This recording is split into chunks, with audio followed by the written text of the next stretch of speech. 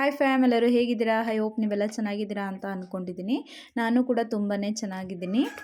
ಇವತ್ತಿನ ಟಿಫನ್ಗೆ ನಾನು ಉಪ್ಪಿಟ್ಟನ್ನ ಮಾಡ್ಕೊಂಡ್ಬಿಡೋಣ ಅಂದ್ಬಿಟ್ಟು ಉಪ್ಪಿಟ್ಟಿಗೆಲ್ಲ ರೆಡಿ ಮಾಡ್ಕೊಂಡು ಉಪ್ಪಿಟ್ಟನ್ನ ಮಾಡ್ತಾ ಇದ್ದೀನಿ. ನನ್ನ ಚಾನಲ್ನ ಯಾರೆಲ್ಲ ನೋಡ್ತಾ ಇದ್ದೀರಾ ಅವರೆಲ್ಲ ಪ್ಲೀಸ್ ಸಬ್ಸ್ಕ್ರೈಬ್ ಮಾಡಿಕೊಂಡು ವಿಡಿಯೋನ ಕೊನೆವರೆಗೂ ನೋಡಿ. ಇವತ್ತು ಶನಿವಾರ ಆಗಿರೋದ್ರಿಂದ ನಮಗಿವತ್ತು ವಾರದ ದಿನ ವಾರ ಮಾಡಬೇಕು. ಸೊ ಹಂಗಾಗಿ ಇವತ್ತು ಸ್ವಲ್ಪ ಮನೆ ಕೆಲಸ ಜಾಸ್ತಿನೇ ಇರುತ್ತೆ.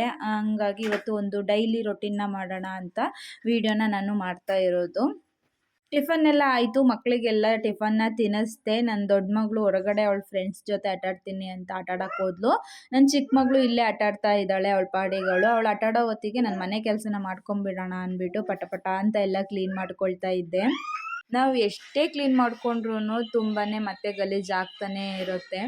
ಆದರೂ ಕ್ಲೀನ್ ಮಾಡ್ಕೊಳ್ಳೇಬೇಕಲ್ಲ. ಇವತ್ತು ವಾರ ಇರೋದ್ರಿಂದ ನಾನು ವಾರ ಮಾಡಬೇಕು. ಹಂಗಾಗಿ ಎಲ್ಲನೂ ಕ್ಲೀನ್ ಮಾಡ್ಕೊಳ್ತಾ ಇದ್ದೀನಿ.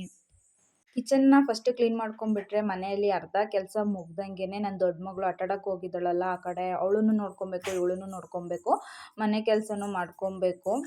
ಅವಳ ಫ್ರೆಂಡ್ಸ್ ಜೊತೆ ಆಟಾಡ್ತಾ ಇರ್ತಾಳಲ್ಲ, ಮಕ್ಕಳು ಕೀಟ್ಲೆ ಮಾಡ್ಕೊಂಡ್ಬಿಡ್ತವೆ, ಹೊಡೆದಾಡ್ಬಿಡ್ತವೆ ಅಂತ ಸ್ವಲ್ಪ ಅವಳನ್ನ ಅವಾಗವಾಗ ನೋಡ್ಕೊಳ್ತಾ ಇರ್ತೀನಿ.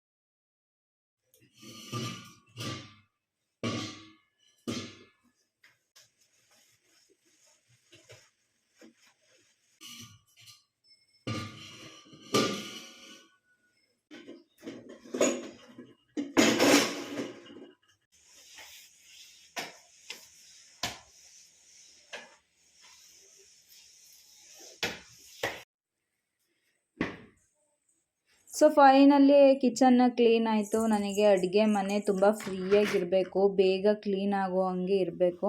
ನಾನು ಆದಷ್ಟು ಅಡುಗೆ ಮನೆಗೆ ಐಟಮ್ಸ್ನ ಕಮ್ಮಿನೇ ಇಟ್ಕೊಳ್ತೀನಿ.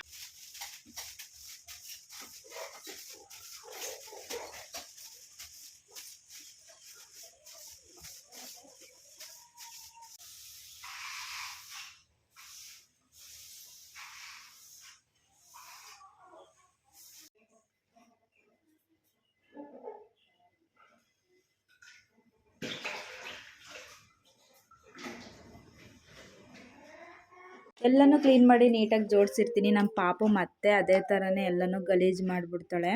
ನಾನು ಬೇಗ ಬೇಗ ಮನೆ ಒರೆಸ್ಕೊಂಡೆ. ನಮ್ಮ ಪಾಪು ಆಟಾಡೋಕೆ ಹೋಗಿದ್ಲಲ್ಲ, ಅವಳನ್ನು ಕರ್ಕೊಂಬಂದು 12 ಗಂಟೆ ಆಗಿತ್ತು. ಅವಳು ಇನ್ನೇನು ಮಲಗೋ ಟೈಮು. ಕರ್ಕೊಬಂದು ಮಲಗಿಸ್ದೆ. ನಮ್ಮ ಚಿಕ್ಕ ಪಾಪುನ ಮಲಿಕೊಳ್ತಾ ಇರಲಿಲ್ಲ, ಅವಳು ಆಟಾಡ್ತಾ ಇದ್ಲು. ಅವಳನ್ನು ಕೂಡ ಮಲಗಿಸೋಣ ಅಂತ ಅಂದ್ಬಿಟ್ಟು ಹಾಲನ್ನ ಕೊಟ್ಟೆ ಅವಳಿಗೆ. ಕುಡ್ಕೊಂಡು ಆಟ ಆಡ್ಕೊಂಡು ಹಂಗೆ ಮಲಿಕೊಂಡ್ಬಿಟ್ಲು. ಆಮೇಲೆ ಅವಳು ಮಲಿಕೊಂಡ್ಮೇಲೆ ನಾನು ಸ್ವಲ್ಪ ಹೊರಗಡೆ ಎಲ್ಲ ಕ್ಲೀನ್ ಮಾಡ್ಕೊಬೇಕಾಗಿತ್ತು. ಒಳಗಡೆ ಕ್ಲೀನ್ ಮಾಡಿಕೊಂಡು ಇಬ್ಬರೂ ಮಲಗಿಸ್ದೆ. ಇನ್ನು ಹೊರಗಡೆ ಕ್ಲೀನ್ ಮಾಡ್ಕೊಬೇಕಾಗಿತ್ತು. ಹೊರಗಡೆ ಎಲ್ಲನೂ ಕ್ಲೀನ್ ಮಾಡ್ಕೊಂಬಿಡೋಣ ಅವರು ಎದ್ದೊಳೋ ಹೊತ್ತಿಗೆ ಅಂತ ಅಂದ್ಬಿಟ್ಟು ಕ್ಲೀನ್ ಮಾಡ್ಕೊಳ್ತಾ ಇದ್ದೆ. ಎಷ್ಟು ನಿದ್ದೆ ಮಾಡ್ತಾರೆ ಅಂದರೆ ಅರ್ಧ ಗಂಟೆ ಅಷ್ಟೇ ಅವ್ರು ನಿದ್ದೆ ಮಾಡೋದು. ಇದೆಲ್ಲನೂ ಕ್ಲೀನ್ ಮಾಡೋ ಹೊತ್ತಿಗೆ ಎದ್ದೇ ಬಿಡ್ತಾರೆ ಅವರು. ಇನ್ನು ಮತ್ತೆ ಮಲಗೋದೇ ಇಲ್ಲ. ನನ್ನ ದೊಡ್ಡ ಮಗಳು ಎದ್ದು ಆಟ ಆಡೋದು, ಹಿಂಸೆ ಕೊಡೋದು ಮಾಡ್ತಾ ಇರ್ತಾಳೆ. ನನ್ನ ಚಿಕ್ಕ ಮಗಳು ಇನ್ನೊಂದು ಸಂಜೆ ಟೈಮ್ 4 ಗಂಟೆ ಅನ್ನಂಗೆ ಮತ್ತೆ ಮಲಿಕೊತಾಳೆ. ಸರಿ ಅವ್ರು ಎದ್ದೇಳೋ ಹೊತ್ತಿಗೆ ನಾನು ಮನೆ ಕೆಲಸ ಮಾಡ್ಕೊಂಬಿಡೋಣ ಅಂತ ಹೇಳಿ ಪಟ ಪಟ ಅಂತ ಮಾಡ್ಕೊಳ್ತಾ ಇದ್ದೆ. ಎಷ್ಟು ಬೇಗ ಮಾಡಿಕೊಂಡ್ರೂ ಕೂಡ ಕೆಲಸ ಅನ್ನೋದೇ ಮುಗಿಯೋದಿಲ್ಲ ಮನೇಲಿ. ಹೊಸ್ಲಿಗೆ ಕುಂಕುಮ ಇಟ್ಟು ರಂಗೋಲಿ ಎಲ್ಲನೂ ಬಿಟ್ಟು ಇನ್ನು ಮಧ್ಯಾಹ್ನ ಕೂಡ ಆಗಿತ್ತು, ಅಡುಗೆ ಬೇರೆ ಮಾಡಿರಲಿಲ್ಲ. ಇನ್ನೆಲ್ಲ ತೋಟದಿಂದ ಬರ್ತಾರೆ ಮನೆಗೆ ಊಟ ಮಾಡೋದಕ್ಕೆ ಅಂತ ಹೇಳ್ಬಿಟ್ಟು ಅಡುಗೆ ಮಾಡಿಬಿಡೋಣ ಅಷ್ಟರಲ್ಲಿ ಮಕ್ಕಳೆದ್ದವಳ ಹೊತ್ತಿಗೆ ಅಂತ ಹೇಳಿ ಅಡುಗೆನ ಮಾಡ್ತಿದ್ದೆ. ಅಷ್ಟರಲ್ಲಿ ಇಬ್ಬರು ಕೂಡ ಇದ್ದರು. ಅವ್ರಿಗೆ ಸ್ವಲ್ಪ ಊಟ ಮಾಡಿಸ್ದೆ.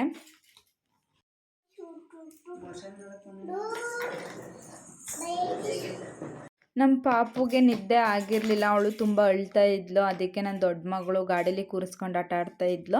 ಅವಳಿಗೆ ಖುಷಿ, ಹಂಗೆ ಗಾಡಿ ಮುಂದಕ್ಕೆ ಹೋಗ್ತಾ ಇದ್ದರೆ ಅವಳು ನಗಾಡ್ತಾ ಇದ್ಲು ಅವಳು ಆಟ ಆಡೋದು ನೋಡಿ.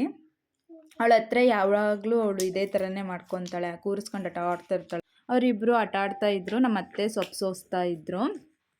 ನಾನು ಸ್ವಲ್ಪ ಫ್ರೆಶ್ ಅಪ್ ಆಗಿ ಪೂಜೆ ಮಾಡಬೇಕಾಗಿತ್ತು. ಹಾಗೆ ನಮ್ಮ ಅತ್ತೆಗೆ ಹೇಳ್ಬಿಟ್ಟು ಹೋದೆ, ಅವರಿಬ್ರು ನೋಡ್ಕೊಳ್ಳಿ, ಸ್ವಲ್ಪ ಫ್ರೆಶ್ ಅಪ್ ಆಗಿಬಿಟ್ಟು ಬರ್ತೀನಿ ಅಂತ. ದೇವ್ರ ಮನೆ ಎಲ್ಲ ಕ್ಲೀನ್ ಮಾಡಿಕೊಂಡು ನಾನು ಪೂಜೆ ಮಾಡ್ತಾ ಇದ್ದೆ. ನನ್ನ ಮಗಳು ಅಲ್ಲಿಗೂ ಕೂಡ ಬಂದು ಕೀಟ್ಲೆನ ಮಾಡ್ತಾ ಇದ್ಲು. ಅಮ್ಮ ಫೋನ್ ಇಲ್ಲಿ ಇಟ್ಟಿದ್ಯಲ್ಲ ಅಂತ. ವಿಡಿಯೋ ಮಾಡ್ತಾ ಇದ್ರೆ ಫೋನ್ನೆಲ್ಲ ಮುಡ್ತಾ ಇದ್ಲು. ಪಾಪ ಫೋನ್ ಬಿದ್ದೋಗುತ್ತೆ ನೋಡು ಅಂತ ಅಂದರೆ ಅವಳು ಅಮ್ಮ ಗೊಂಬೆ ಹಾಕೊಡು ಅಂತ ಅಂದ್ಲು. ಟಿ ವಿಲಿ ಹೋಗಿ ಕಾರ್ಟೂನ್ ಹಾಕ್ಕೊಟ್ಟೆ, ಹೋಗಿ ಮಲಿಕೊಂಡು ನೋಡ್ತಾ ಇದ್ಲು. ಅಷ್ಟು ನಾನು ಪೂಜೆ ಮಾಡ್ಕೊಂಬಿಡೋಣ ಅಂತ ಹೇಳಿ. ಸೊ ನಾನು ಇವತ್ತಿನ ಡೈಲಿ ರೊಟೀನ್ ನಿಮ್ಮೆಲ್ಲರಿಗೂ ಇಷ್ಟ ಆಗಿದ್ರೆ ಪ್ಲೀಸ್ ಸಬ್ಸ್ಕ್ರೈಬ್ ಮಾಡಿ, ಲೈಕ್ ಮಾಡಿ, ಶೇರ್ ಮಾಡಿ. ಮತ್ತೆ ಹೊಸ ವಿಡಿಯೋದೊಂದಿಗೆ ಸಿಗ್ತೀನಿ.